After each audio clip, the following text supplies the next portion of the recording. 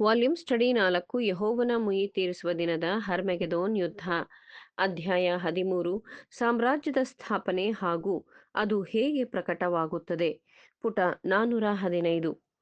ಆದರೆ ಈಗ ನಾವು ಈ ಸುವಾರ್ತಾಯುಗದ ಅಂತ್ಯದಲ್ಲಿದ್ದೇವೆ ಮತ್ತು ರಾಜ್ಯವನ್ನು ಸ್ಥಾಪಿಸಲಾಗುತ್ತಿದೆ ಅಥವಾ ಪ್ರಕಟಿಸಲಾಗುತ್ತಿದೆ. ನಮ್ಮ ಕರ್ತನು ನೇಮಕಗೊಂಡು ಈಗ ಪ್ರಸ್ತುತ ರಾಜನಾಗಿದ್ದಾನೆ. ಅಕ್ಟೋಬರ್ 1874 ಪ್ರವಾದಿಗಳ ಸಾಕ್ಷ್ಯದ ಪ್ರಕಾರ ಅದನ್ನು ಕೇಳುವ ಕಿವಿಯುಳ್ಳವರಿಗೆ ಮತ್ತು ಅವರ ರಾಜನ ಕಚೇರಿಯ ಔಪಚಾರಿಕ ಉದ್ಘಾಟನೆಯು ಕ್ರಿಸ್ತಶಕ ಏಪ್ರಿಲ್ 1878 ಆಗಿದೆ. ರಾಜ್ಯದ ಮೊದಲ ಕೆಲಸ ನಮ್ಮ ಕರ್ತನು ತೋರಿಸಿದಂತೆ ಅವರ ದುಷ್ಟಾಂತಗಳು ಮತ್ತು ಪ್ರವಾದನೆಗಳಲ್ಲಿ, ಅಂದರೆ ಅವರ ಚುನಾಯಿತ ಸಭೆ ಈಗ ಪ್ರಗತಿಯಲ್ಲಿದೆ.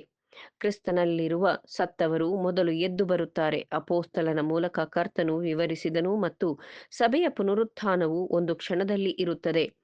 ಪರಿಣಾಮವಾಗಿ ರಾಜ್ಯವು ನಮ್ಮ ಕರ್ತನಲ್ಲಿ ಪ್ರತಿನಿಧಿಸಲಾಗಿದೆ ಮತ್ತು ನಿದ್ರೆ ಹೋಗಿರುವ ಸಂತರು ಈಗಾಗಲೇ ಕೂಡಿಸಲಾಗಿದೆ ಮತ್ತು ಸಿದ್ಧಪಡಿಸಲಾಗಿದೆ ಹಾಗೂ ಸ್ಥಾಪಿಸಲಾಗಿದೆ.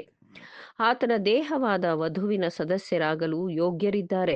1878 ಸ್ಥಾಪಿಸಲಾಯಿತು ಮತ್ತು ಅದರ ಪರಿಪೂರ್ಣಗೊಳಿಸುವಿಕೆಗಾಗಿ ಮಾಡಬೇಕಾದದ್ದು ಕರ್ತನಿಗಾಗಿ ಒಟ್ಟಿಗೆ ಒಟ್ಟುಗೂಡಿಸುವಿಕೆಗೆ ಜೀವಂತವಾಗಿರುವ ಮತ್ತು ಉಳಿದಿರುವ ಚುನಾಯಿತರ ಪರೀಕ್ಷೆ ಇನ್ನೂ ಪೂರ್ಣಗೊಂಡಿಲ್ಲ.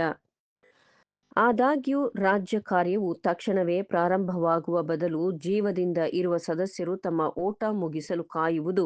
ರಾಜ್ಯಕ್ಕೆ ಪ್ರತಿಯಾಗಿ ಮುಸುಕಿನ, ಅಂದರೆ ತೆರೆಯ ಈ ಬದಿಯಲ್ಲಿ ವಾಸಿಸುತ್ತಿರುವವರ ರಾಜ್ಯದ ರಹಸ್ಯಗಳನ್ನು ತಿಳಿದುಕೊಳ್ಳಲು ಮತ್ತು ಅವರ ಬದಲಾವಣೆಯ ಮೊದಲು ರಾಜ್ಯ ಕಾರ್ಯದಲ್ಲಿ ತೊಡಗಿಸಿಕೊಳ್ಳಲು ಸವಲತ್ತು ಹೊಂದಿದ್ದಾರೆ ಮತ್ತು ಅವರು ಸಾಯುವಾಗ, ಅಂದರೆ ನಿದ್ರಿಸುವುದಿಲ್ಲ, ಆದರೆ ಸಾವಿನ ಕ್ಷಣದಲ್ಲಿ ಮಾರ್ಪಡಿಸಲಾಗುತ್ತದೆ. ಆಶೀರ್ವದಿಸಿದ ಮತ್ತು ಪವಿತ್ರವಾದ ಪ್ರಥಮ ಪುನರುತ್ಥಾನದ ಭಾಗವಾಗಿ ಪುನರುತ್ಥಾನಗೊಳ್ಳುತ್ತದೆ.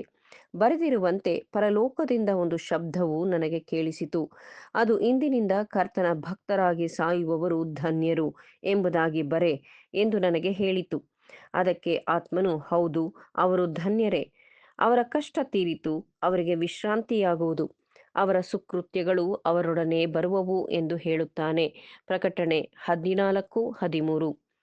ಇದೆಲ್ಲವೂ ದೇವರ ರಾಜ್ಯವು ಅದರ ಪ್ರಭಾವದ ಮೊದಲು ಸ್ಥಾಪಿಸಲ್ಪಡಬೇಕು ಎಂಬ ಧರ್ಮಶಾಸ್ತ್ರದ ಘೋಷಣೆಗೆ ಹೊಂದಿಕೆಯಾಗುತ್ತದೆ ಮತ್ತು ಕೆಲಸವು ಈಗಿನ ದುಷ್ಟ ಪ್ರಪಂಚದ ಶಕ್ತಿಗಳ ಸಂಪೂರ್ಣ ನಾಶಕ್ಕೆ ಕಾರಣವಾಗುತ್ತದೆ. ರಾಜಕೀಯ, ಆರ್ಥಿಕ, ನಾಮಾಂಕಿತ ಚರ್ಚಿನ ಅನ್ಯ ಜನಾಂಗಗಳ ಸಮಯದ ಅಂತ್ಯದ ಬಗ್ಗೆ ಅಕ್ಟೋಬರ್ ಕ್ರಿಸ್ತಶಕ 1914. ಈ ಪರಿಣಾಮಕ್ಕಾಗಿ ನಾವು ಕೆಲವು ಧರ್ಮ ಗ್ರಂಥಗಳನ್ನು ಗಮನಿಸೋಣ. 7ನೆಯ ತುತ್ತೂರಿಯ ಘಟನೆಗಳನ್ನು ವಿವರಿಸುವಾಗ ಈ ಆದೇಶವನ್ನು ಗಮನಿಸಲಾಗಿದೆ. ಮೊದಲನೆಯದಾಗಿ, ಕರ್ತನು ಭೂಮಿಯ ರಾಜನಾಗಿ ಅಧಿಕಾರವನ್ನು ವಹಿಸಿಕೊಳ್ಳುತ್ತಾನೆ ಮತ್ತು ಅವನ ಆಳ್ವಿಕೆಯು ಪ್ರಾರಂಭವಾಯಿತು. ಎರಡನೆಯದಾಗಿ, ಪರಿಣಾಮವಾಗಿ ಮಹಾ ತೀರ್ಪಿನ ಸಂಕಷ್ಟ ಲೋಕದ ಮೇಲೆ ಬರುತ್ತದೆ ಎಂದು ನಮಗೆ ಹೇಳಲಾಗುತ್ತದೆ.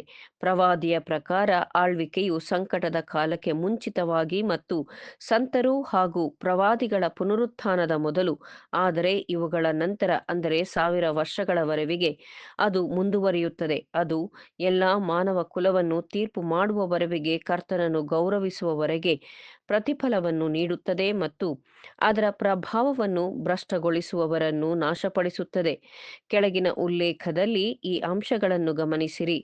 ಕರ್ತನೇ, ಸರ್ವಶಕ್ತನಾದ ದೇವರೇ, ಸದಾ ಇರುವಾತನೇ, ನೀನು ನಿನ್ನ ಮಹಾ ಅಧಿಕಾರವನ್ನು ವಹಿಸಿಕೊಂಡು ಆಳಿದ್ದರಿಂದ, ಅಂದರೆ ಕ್ರಿಸ್ತನಲ್ಲಿ ಪ್ರತಿನಿಧಿಗಳಾಗಿದೆ.